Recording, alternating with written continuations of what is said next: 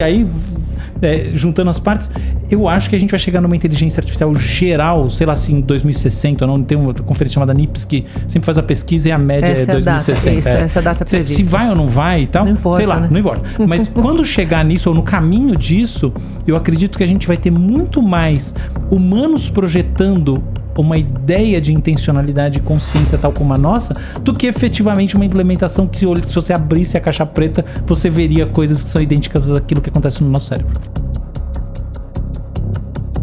Isso já acontece. Ô Jean, onde é que a gente viu um Instagram de que era uma inteligência artificial e tinha seguidor pra caralho, né, cara? E fazia umas paradas. Fazendo os próprios vídeos sozinho. Fazia os próprios vídeos, cara. Porque você consegue... o que é engajamento? Eu entender o que você quer e eu consigo... E quando você muda, eu mudo também, né? Aliás, qualquer influenciador, o que você faz é isso, né? Você fica olhando e vendo o que as pessoas precisam ou querem. Você vê o que dá mais resultado. A gente fica olhando métrica Por isso ali. Que eu jamais vou ser influenciador. Por isso que eu não sou influenciador, então, né, Isso, Se eu ver que exato. alguém quer X, eu faço máximo Y. Os influenciadores. Zero, não, faço zero. Então, se você fizer isso num grau hardcore, que é o que o pessoal do marketing faz, você tenta fazer justamente esse afinamento, né? Esse ajuste fino o máximo possível e o mais em tempo real possível para satisfazer o que o outro quer. Então, você tenta ler o que o outro quer e você tenta devolver o que o outro quer. A máquina faz isso mais rápido. Isso é muito profundo. Você percebe? No limite, o que está em discussão ainda... Assim, no limite, é que as coisas... Parte do que a gente julga tão especial na gente, tão único, é meio simplista no fundo, entendeu? Então, quando você vai reduzir do ponto de vista algorítmico, você pode dizer, pô, ele tem uma certa recompensazinha que faz ele gastar energia para fazer determinada coisa, que dá a impressão nas pessoas de que tem uma intencionalidade, uma coisa... É suficiente para as pessoas acharem que tem mesmo. Até porque a gente nasce com isso. Então tem esses estudos com robô que, tipo, o cara...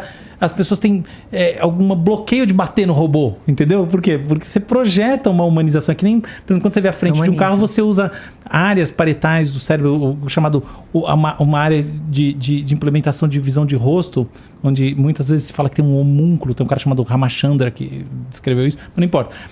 Que são, tipo, que evoluíram pra gente identificar coisas biológicas.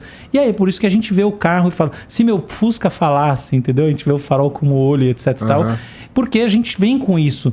Então é muito fácil a gente injetar essa percepção e cair na ideia de que o simulacro tem os princípios interiores. E aí, juntando as partes...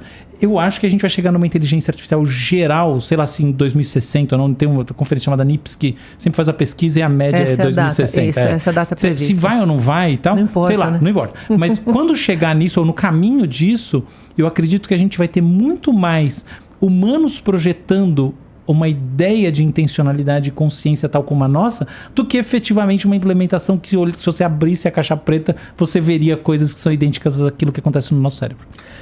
O que eu acredito muito é que a gente vai... Já começou lá atrás, né?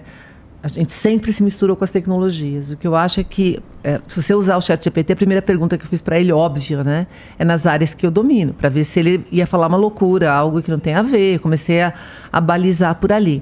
E aí, quando você começa a ver que ele dá respostas que fazem sentido e você começa a pensar em cima daquilo, hoje, muito mais rapidamente, eu consigo falar... Coloca aí, outro dia eu ia dar uma palestra que era para a área financeira. Eu falei, pega aí, por favor, fala aí.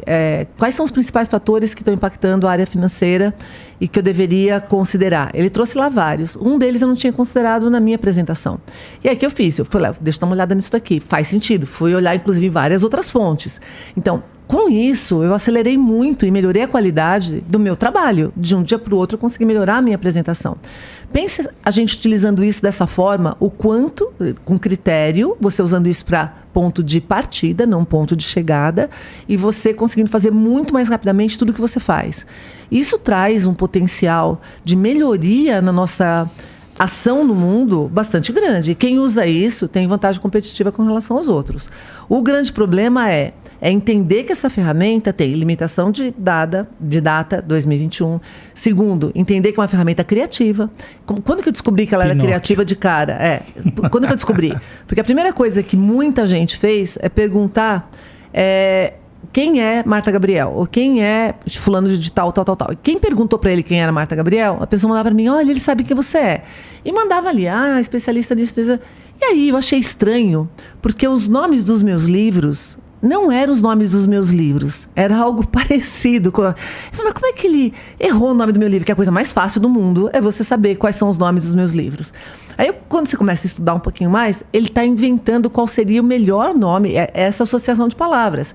Ele não traz uma informação, ele não é informativo, ele é criativo, ele combina coisas de forma incrível. Uma pessoa pediu para ele combinar, ou para fazer uma análise comparativa de textos, de estilos de 2 caras aí, X, que é uma coisa que para um humano fazer demora. Ele trouxe e mandaram especialistas olhar aquilo. E realmente era bom, o trabalho que saiu dali é bom.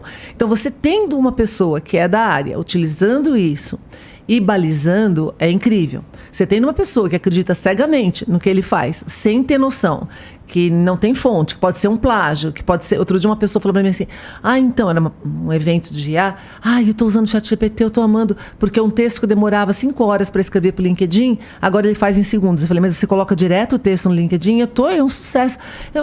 Mas você pode estar cometendo plágio, você pode estar colocando coisas ali que não são... Ok, quem está lendo não sabe, mas você está dando aval para esse tipo de ferramenta. Então, é lembrar, primeiro, os limites de cada ferramenta que a gente usa. Esse é criativo, o outro é informativo. O Google ainda está fazendo lá, né, as conexões. Ainda é a melhor ferramenta para você achar fontes de dados que estão falados por humanos na internet. Então, entender esse jogo é fundamental. A outra coisa que você rapidinho aprende, se você começou a usar o ChatGPT, que é uma coisa que a gente fala na educação há muito tempo, pelo menos 10 anos, que o que ilumina é a pergunta. Né? O Kevin Kelly, que é um dos grandes, né, nomes da tecnologia no mundo, já tem um livro dele de 10 anos atrás que ele fala: humanos são para perguntas, máquinas para respostas. E aí volta um pouquinho para trás. Como é que a gente foi educado? Responder, decorar coisa e responder, senão você tira nota baixa. Isso é muito legal. Não é? É muito ruim, você só responde.